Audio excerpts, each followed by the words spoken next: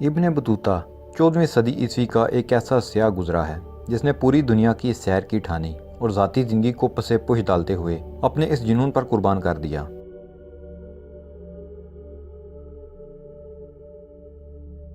اس دور میں دنیا پر جہاں مسلمانوں کی حکومت تھی، دوسری طرف منگول اور دیگر دشمن عظیم مسلم سلطنت کی جڑیں کھوکھلی کر رہے تھے۔ یہ وہی دور ہے جب ارطغرل غازی کے بیٹے عثمان نے سلطنت عثمانیہ کی بنیاد رکھ دی تھی۔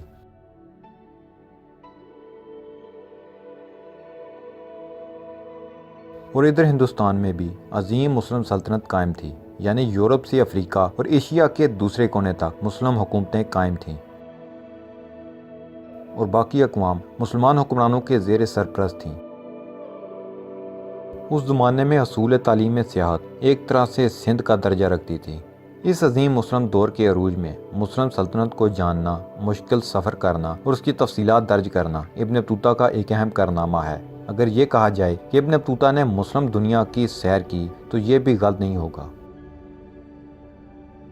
آج کی اس قسط میں ہم دنیا کے ایک عظیم سیاح ابن بطوطہ کے بارے میں جانیں گے اور ان کے عظیم سفر کے بارے میں بات کریں گے۔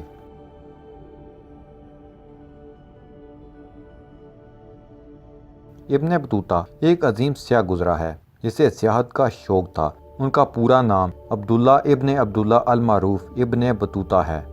13 فروری 1304 عیسوی کو مراکش کے ایک چھوٹے شہر نانگیر میں پیدا ہوئے۔ قرون وسطیٰ کے عالمی تاریخی شہرت کے عامل سیاح تھے۔ انہوں نے ایک مایہ ناز سفر نامہ رحالہ بھی تصنیف کیا۔ اس کتاب میں 75,000 میل طویل سفر کی روداد نقل کی ہے۔ یہ سفر قافلوں کی شکل میں اور کبھی کبھی تنہا بھی کرتے رہے۔ اس دوران انہوں نے کل اسلامی ممالک دیکھے اور سمارٹا اور چین کے کچھ علاقوں میں بھی سیاحت کی۔ ابن بطوطہ ایک علمی گھرانے کے چشم و چراغ تھے۔ ان کا سارا خاندان محکمہ قضاء سے متعلق تھا۔ مقامی علاقے کے قاضیوں کی اکثریت ابن بطوطہ کے خاندان سے تعلق رکھتی تھی۔ انہوں نے بھی اپنے بچپن اور آغاز شباب میں اسلامی فقہ و قضاء کی تعلیم حاصل کی۔ 1325 عیسوی میں جب ان کی عمر 21 برس کی تھی تو فریضہ حج کی ادائیگی سے انہوں نے اپنی سیاحت کا آغاز کیا۔ اس دوران انہوں نے مصر، شام اور حجاز کی متعدد شافعی المسلک فقہاء سے بھی علم حاصل کیا اور اس فقہی مکتب فکر سے متعلق جید الماء کے دروس میں شریک ہوئے۔ اس تعلیمی کاوش کے باعث علم فقہ و قضاء میں انہیں ید طولہ حاصل ہوا اور وہ کسی بھی عدالت میں منصب قضاء کے اہم مقام پر بیٹھنے کے قابل ہو گئے۔ اپنی تعلیم کے بعد منصب قضاء کے لیے انہوں نے مصر کا انتخاب کیا۔ وہاں پہنچے لیکن جلد ہی انہیں احساس ہو گیا کہ میں یہاں نہیں رک سکتا، میرے اندر کچھ اور حاصل کرنے کی چاہ ہے۔ وہ طلب علم و تجارت کو حصول مقصد کا ذریعہ بناتے ہوئے ملک کے سفر پر چل نکلے اور اصولی طور پر یہ طے کر دیا کہ ایک راستے سے دوبارہ نہیں گزروں گا۔ اس سفر کے دوران وہ بادشاہوں سے، گورنروں سے، سلطانوں سے اور حکمرانوں سے ملتے رہے۔ ان کے طویل اسفار کی داستانیں اس حکمران طبقے کے لوگوں کے لیے دلچسپی سے خالی نہیں ہوا کرتی تھی۔ ان ملاقاتوں میں ابن بطوطہ جہاں اپنے تفصیلی حالات بہت ہی دلنشین انداز میں پیش کرتے، وہاں اگلے سفر کے لیے زاد راہ کا انتظام بھی کر لیتے تھے۔ دوست آپ جانتے ہیں کہ وہ زمانہ پرانا تھا، وہاں اخبارات اور معلومات کے دیگر ذرائع ٹیلی ویژن، انٹرنیٹ وغیرہ میسر نہیں ہوا کرتے تھے۔ جب کسی دوسرے ممالک کے حالات معلوم کرنے ہو تو وہ لوگوں سے مل کر ہی ہوتے تھے، یا کوئی بھٹکتا سیاح وہاں آ جاتا تو اس سے معلوم ہوتے۔ چنانچہ جب بھی کسی سیاح کی آمد ہوتی تو لوگ، حکمران اور عوام سب کا جمع غفیر ان کے گرد اکٹھا ہو جاتا تھا اور سیاحوں کی زبانی ملک اور قریہ کے حالات سے آگاہی حاصل کرتے کہ وہاں کے لوگ کیسے رہتے ہیں، ان کا طرز بدوباش کیا ہے، وہاں کس کی حکمرانی ہے۔ ایک طویل عرصے تک وہ افریقہ، سرائے عرب اور وسطی ایشیائی علاقوں میں سیاحت کرتے رہے۔ اس دوران انہوں نے ریگستانی اور دریائے سمندری ہر طرح کے راستے طے کیے۔ ان کی تحریروں کے مطابق وہ صحرائے گوبی سے اٹھنے والے طوفان، چنگیزی سرداروں سے بھی ملے۔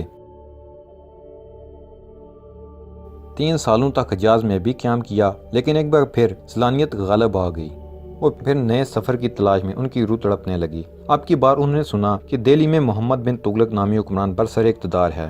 اس بادشاہ کی علم دوستی اور علماء نوازی بہت مشہور تھی۔ تب ابن بطوطہ نے دہلی کا قصد کیا اور اس بادشاہ کے دربار میں جانے کے لیے کمر ہمت باندھ لی۔ اس بار انہوں نے نئے راستوں کا انتخاب کیا اور ترکی کے راستے وہ روسی علاقوں میں سمرقند و بخارا سے ہوتے ہوئے افغانستان، پھر کوہ ہندوکش کو عبور کر کے دریائے سندھ کے راستے جنوبی ایشیا میں داخل ہو گئے۔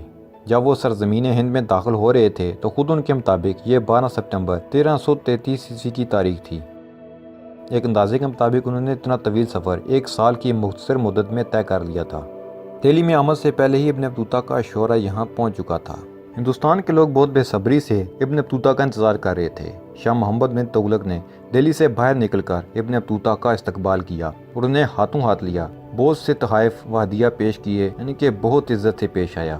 بادشاہ نے ابن بطوطہ کی علمی فضیلت کے باعث انہیں دہلی کا منصب قضا پیش کیا، جس پر سالوں تک ابن بطوطہ اپنے فرائض منصبی ادا کرتے رہے۔ شاہ محمد بن تغلق اپنے مزاج میں بیک وقت بہت رحم دل اور بہت ظالم بھی تھا۔ دشمنوں کو معاف کر دینا اور دوستوں کو سولی پر لٹکا دینا اس کے ہاتھوں سے رونما ہوتا رہتا تھا۔ ابن بطوطہ اس کی اس فطرت سے بہت خائف رہتے۔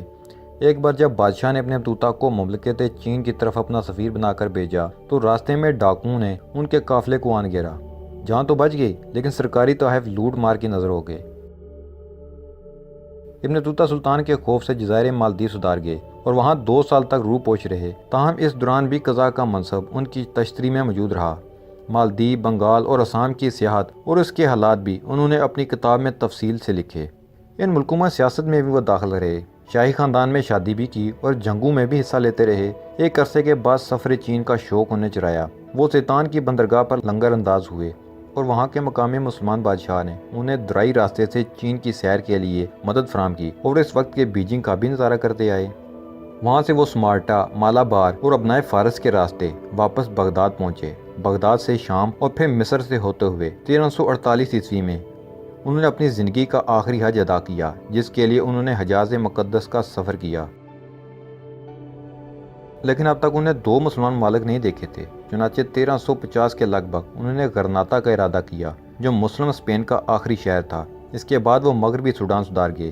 اس دوران انہوں نے 1 سال کا عرصہ افریقہ کے ملک مالی میں بھی گزارا۔ ان کی تحریریں اس زمانے کے افریقی حالات کا سب سے بڑا مستند ذریعہ ہیں۔ اب کی بار بڑھاپا ان کی دہلیز پر دستک دے رہا تھا۔ جوانی اپنی توانائیوں اور طاقتوں سمیت ساتھ چھوڑ رہی تھی۔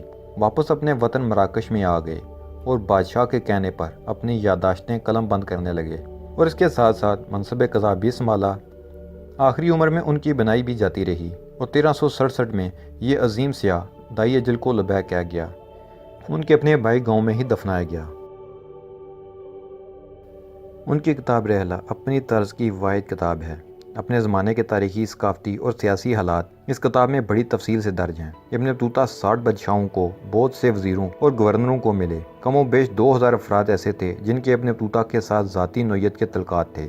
یہ افراد پوری اسلامی دنیا سے تعلق رکھتے تھے۔ ایشیا، افریقہ اور کچھ یورپ کے حصے ان کے پاؤں تلے روندے گئے اور کتنے ہی سمندروں اور دریاؤں کی موجوں نے ابن بطوطہ کا نظارہ کیا۔ ان کی کتاب میں جغرافیائی معلومات کی کمی محسوس ہوتی ہے، اس لیے کہ شاید وہ بنیادی طور پر قانون کے میدان کے آدمی تھے اور محض شوق کے سفر نے انہیں سیاح بنا دیا تھا۔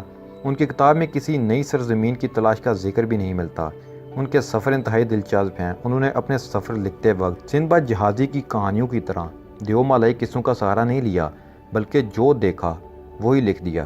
ابن بطوطہ کے سفر ان کی کتاب میں پڑھ کر دل یہی کہتا ہے کہ بندہ آج اپنی ذاتی زندگی کو پسے پش ڈالے اور دنیا کی سیر کو نکل جائے۔ پر شاید ہم ذمہ داریوں کے بوجھ تلے دبے انسان ہیں۔ ہم زیادہ سے زیادہ کبھی وقت نکال کر اپنے شہر سے دوسرے شہر تک کا ہی سفر کر سکتے ہیں، اور وہ سفر بھی سفری سہولیات کی کامیابی کو کوستے کوستے۔